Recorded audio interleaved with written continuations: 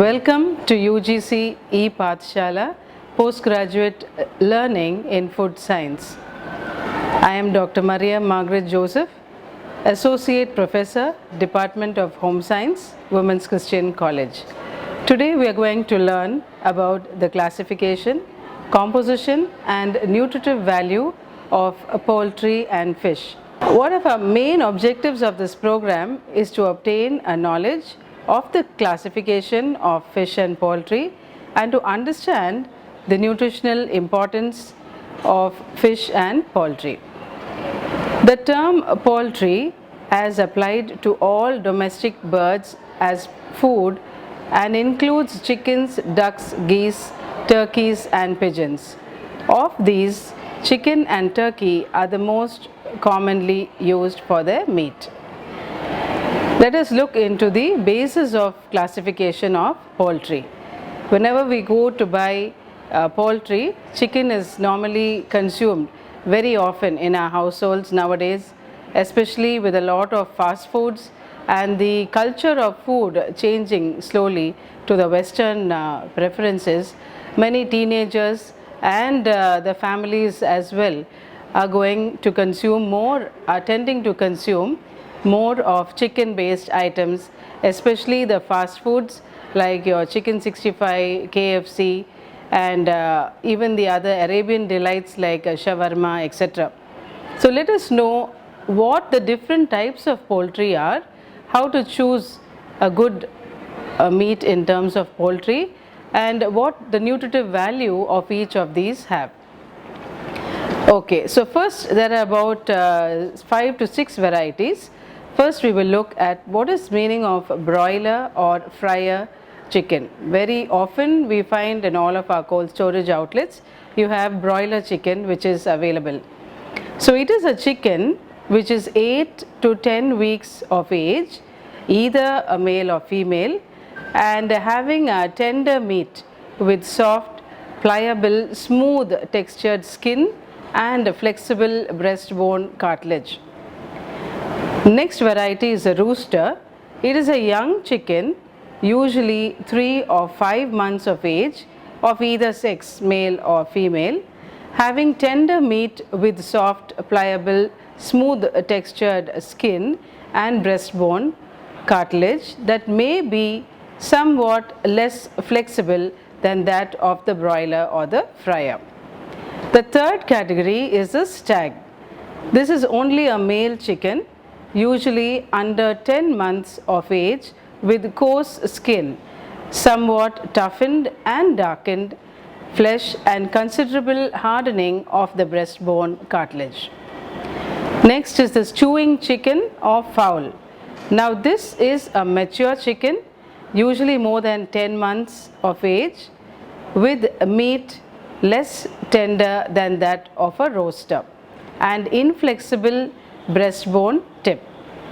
Next we have the cock, which is a mature male chicken, usually over 10 months of age, with coarse skin, toughened and darkened meat and hardened breastbone tip. Let's have a look at the picture of all these categories of poultry. You have the capon, which is generally a male with a lot of fat, and being the non-vegetarian animal source, it is usually the saturated fat, not very good for health, which has usually some amount of cholesterol. Then you have the roaster, which can be either male or female. Then you have fryer or broiler, which depending on the feed and the breed, the amount of cholesterol could vary.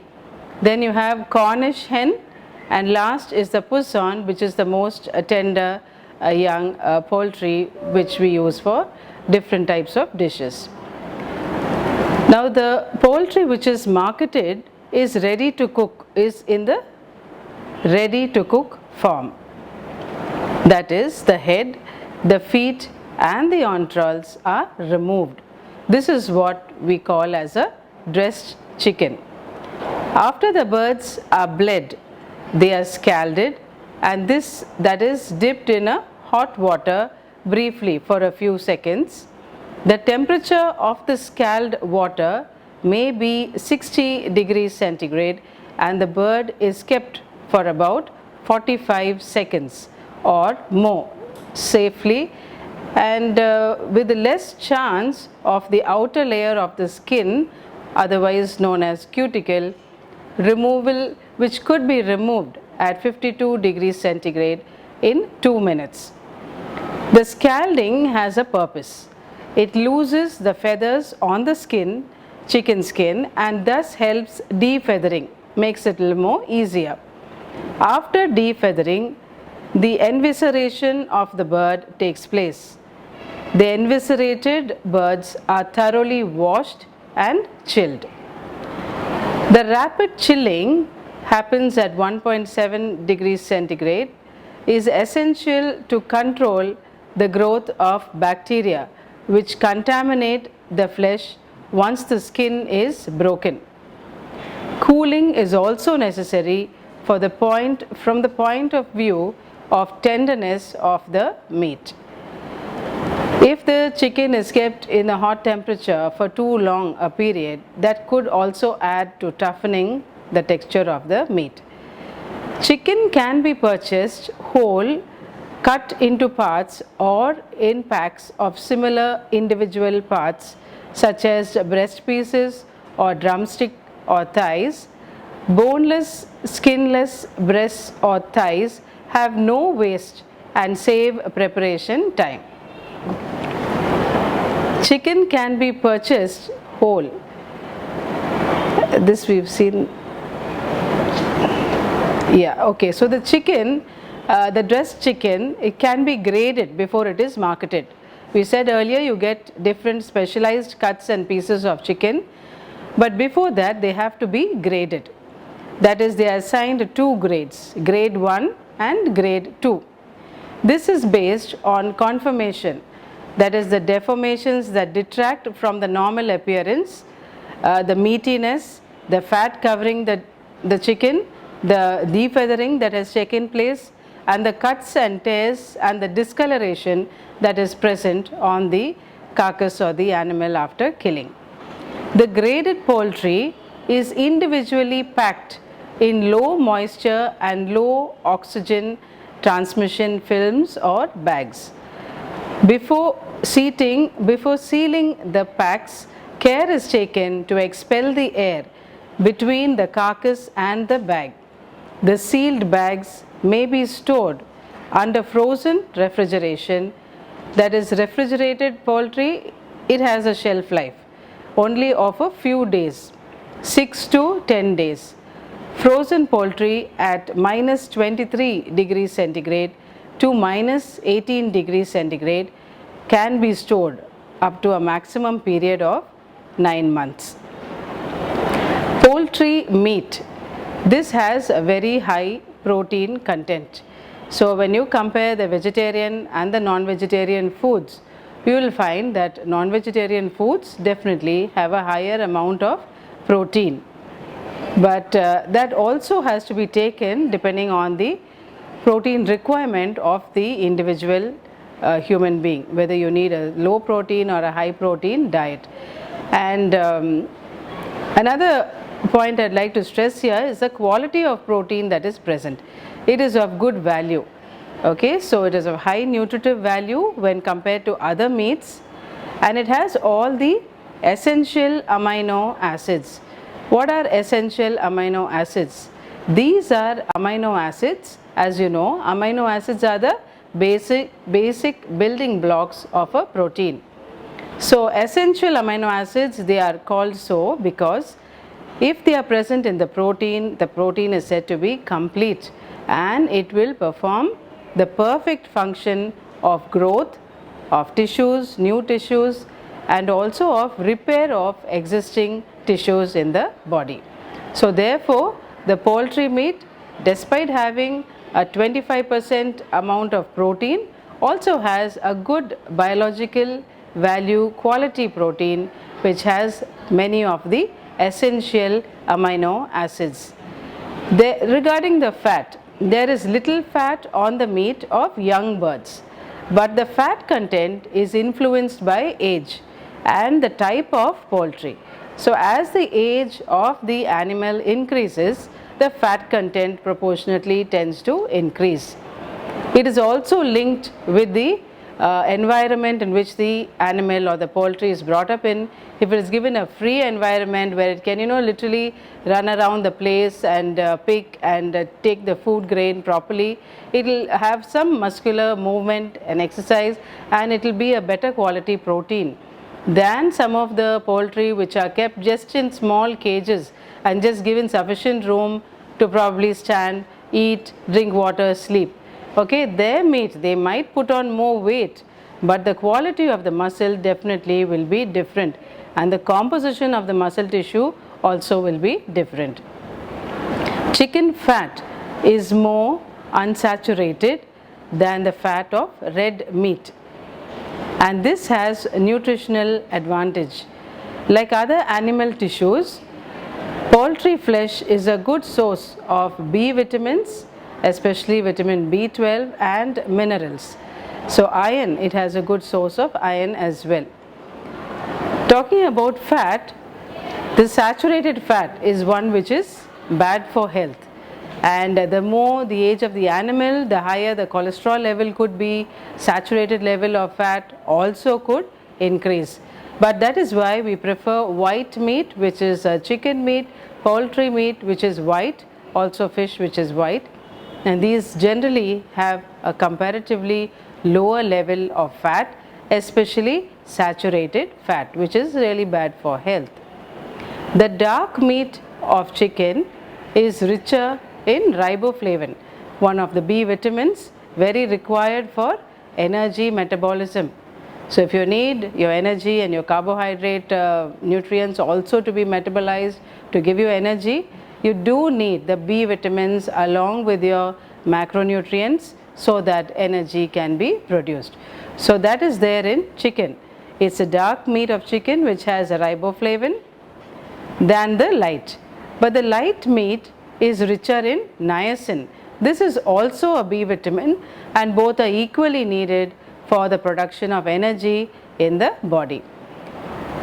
White meat is lower in fat and calories than dark meat, but skinless dark meat is still lower in fat than some cuts of red meat.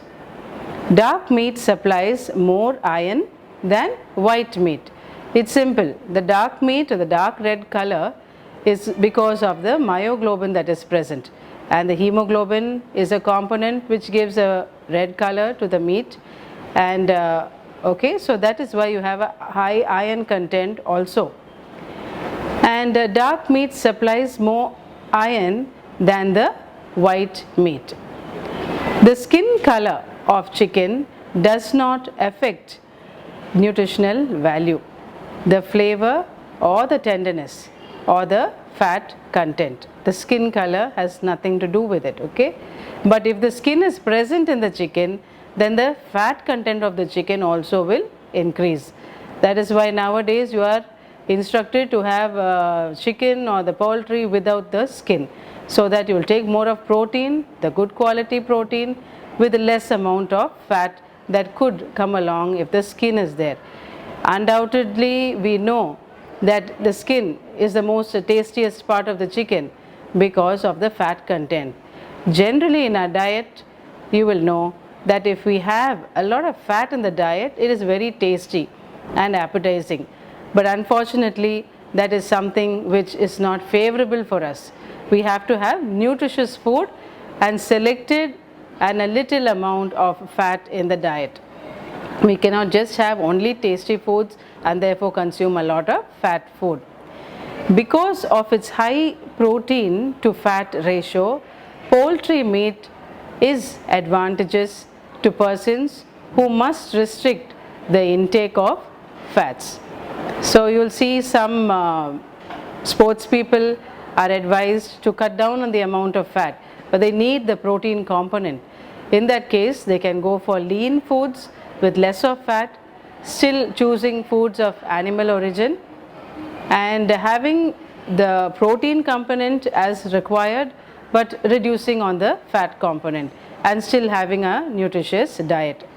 Now let us look into the details of how fish is classified and what is it composed of, and therefore the nutritive value of fish. India, as we all know, has a very vast coastline of 5,100 kilometers, and as a result of which we can have almost 200 different edible varieties of fish of commercial importance. The marine type, that's what's found in the sea, has a higher salinity, and these include sardines, mackerel, tuna, catfish, scombroids, brown duck, ribbon fish, prawns and cuttle. The cutla and the carps, rohu, mrigal, murrels and hilsa are the main catch from inland water.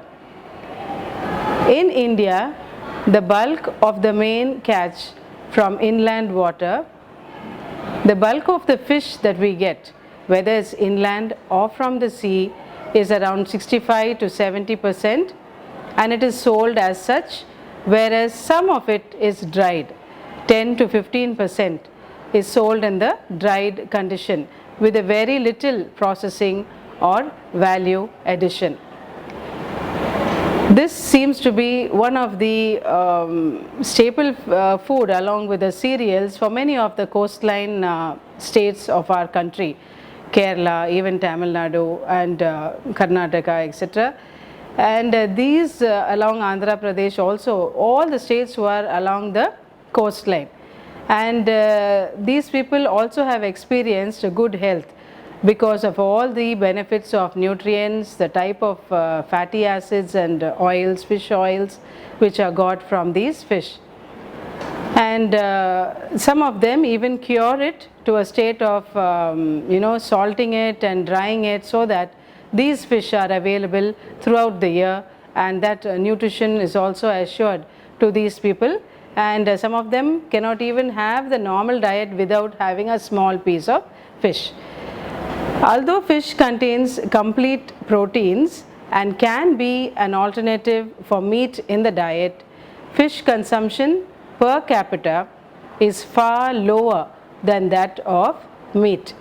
So what do you mean by complete proteins? If I told you earlier, it has most of the essential amino acids, and therefore it promotes growth of tissue and repair of old tissues in the body.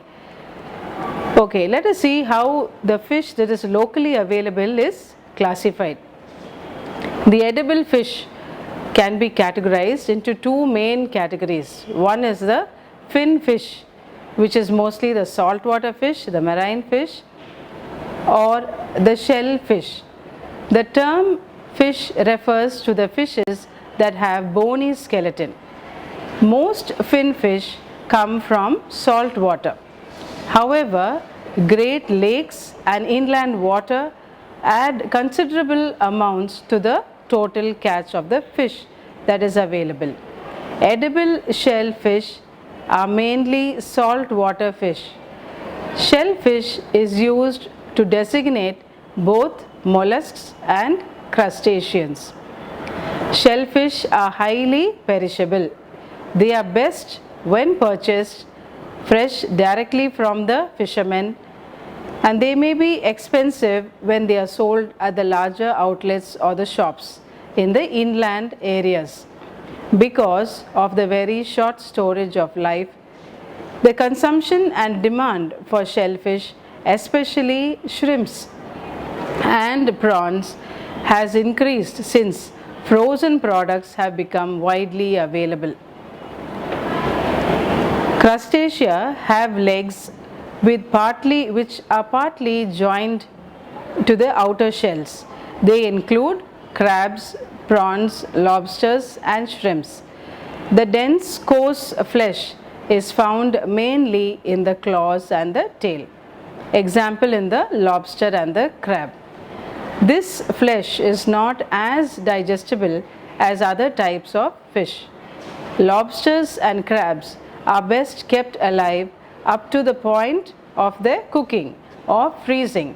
Otherwise, they deteriorate in quality in a matter of a day or less. That is why you will find in various places, I've seen in Calcutta, you will find people sitting in the fish market, no, the fishermen selling the fish, having the fresh fish in the water in large tanks or pots of water, and they keep waving their hands in the water to keep the fish alive, so that they are sold as fresh as possible with the maximum amount of nutrients to the customer. Now let us have a look at this classification of fish. So the main two broad classification of fish, one is the fin fish, which is a saltwater fish having a higher amount of salinity than the freshwater fish, and the shell fish. The fin fish are further divided into freshwater, saltwater fish. Under the freshwater fish you have fatty fish, and under the saltwater fish you have once again lean and fatty fish. So both fresh and saltwater have both the varieties of fatty fish and lean fish. Little later we'll see about what is the fatty fish. Under shellfish you have two basic categories. One is crustacean and the other one is mollusks. The crustaceans include crab, crayfish, lobster, shrimp, and mollusks, they include clams, mussel, oyster, scallops. Apart from that you have the snail and coach fish, and the last category is also there, which includes squids, which are octopus and squids, which are also quite famous in the market nowadays. People always look for a variety in the diet, and most of these seafoods provide good nutrients which are very much valuable for the body growth and development.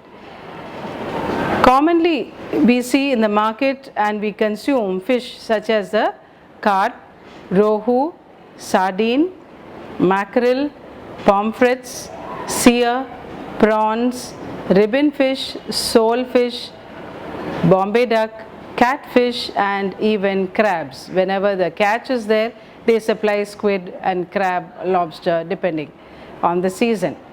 Coming to the composition of fish, of the different varieties of fish, let's look at the nutritive value, which is given in the following table. Fish are not very good sources of energy because they don't have much of carbohydrate and fat. The actual carbohydrate content of a shellfish is less fat and more carbohydrate. Both fat and carbohydrate are present in lower amounts in fish. Compared between the two, fat is a little more present than the carbohydrate. Like meat, fish contain some glycogen in muscle tissues. In the live fish, glycogen is a source of stored energy. You know, glycogen is another alternative form in which energy can be stored in the body. And oysters are notable for their high content of glycogen. On an average, they have 2 to 3% of glycogen, which is a very good source of energy.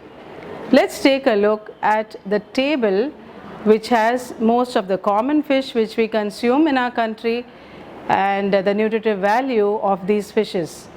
We have some of the fishes are given the local Tamil name which is there, along with the nutrients which are present. The sardine, also known as matti in Tamil, it gives about 101 kilocalories of energy per 100 grams of fish. All these values are per 100 grams of the fish. Protein is 21 grams per 100 grams. Fat is 1.9 grams.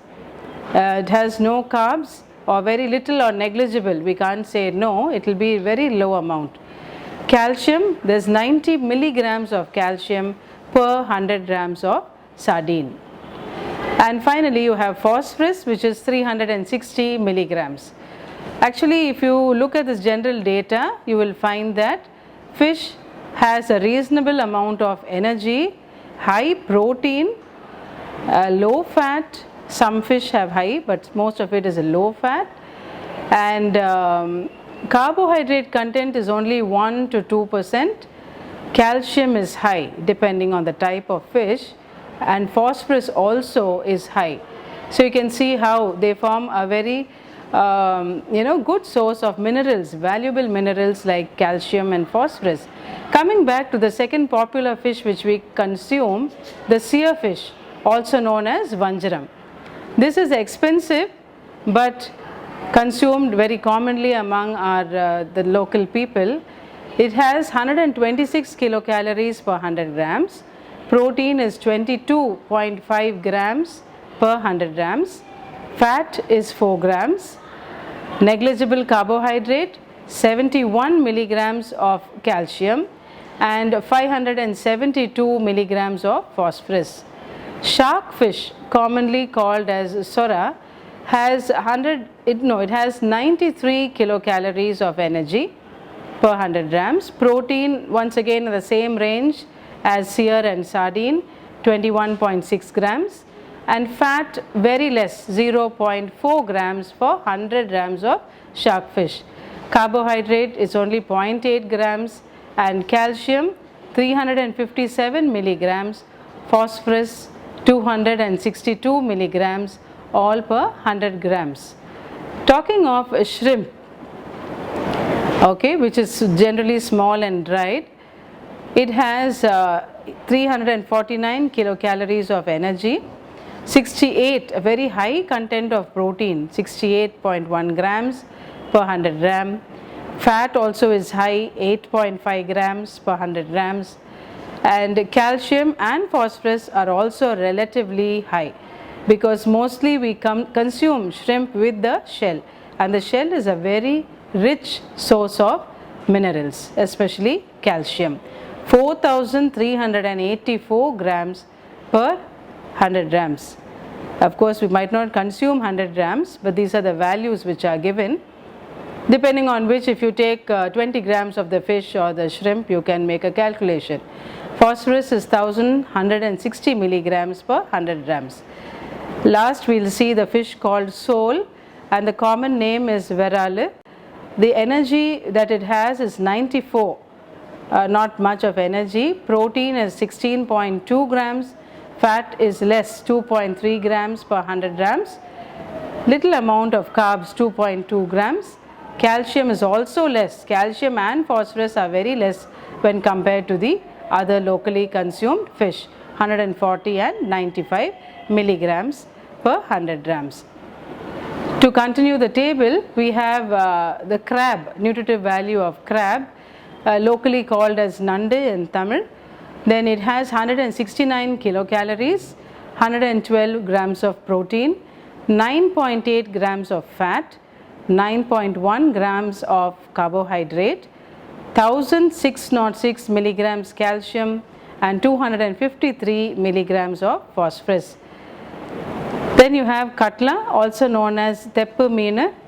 It is 111 kilocalories of energy, 19.5 grams of protein and 2.5 grams of fat, with reasonable amount of calcium and phosphorus, 530 and 235. Next you have the next most common fish, mackerel, which is Ayla. It has 93 kilocalories of energy, 18.9 grams of protein, 1.7 grams of fat, very less carbohydrate, 0.5 grams, calcium 429 and phosphorus 305 milligrams. Next important one is vavvalu, the Tamil name for black pomfret, and white pomfret is also there. Comparatively, they have around 87 to 101 kilocalories of energy, 17 to 20 grams of protein and 1 to 2.6 grams of fat, minimum carbohydrate and a low level of calcium and phosphorus, though they are rich, 200 to 286, 290 to 306 milligrams of calcium and phosphorus. Prawn, which is very favorite among people, also known as yera, has 89 kilocalories of energy, 19.1 grams of protein, 1 gram of fat, 0.8 grams of carb, 323 milligrams of calcium and 278 milligrams of phosphorus. So from the table we could see that fish, and whether they are crustacea or the mollusks or the freshwater fish, they have a very low level of carbohydrate and fat, whereas quite high in protein, that is around 15 to 20% of protein which we get from 100 grams of fish is good quality protein with a little amount of energy compared to other non-vegetarian items, and also a very valuable source of calcium and phosphorus. Apart from these fish, there are other varieties of mollusks like oyster, etc., which give reasonably high levels of selenium and zinc, which are very vital for body function despite the fact that they are only required in trace amounts.